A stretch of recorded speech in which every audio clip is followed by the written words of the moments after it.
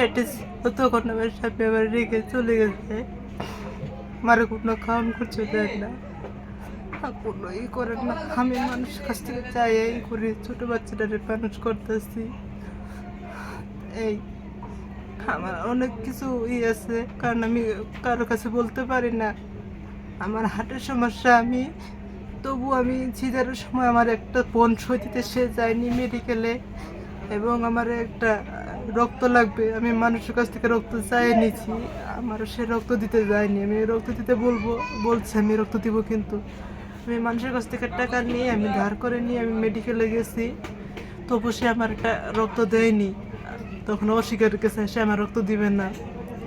পরে আমার মানুষের কাছ থেকে আমি রক্ত নিয়ে আমি চলছি, কিন্তু আমার রক্ত ভরার কথা ছিল 3 প্যাকেট, আমি সেই জায়গায় আমি ভরছি আমি 1 প্যাকেট আমি ভরে গেছি শরীর।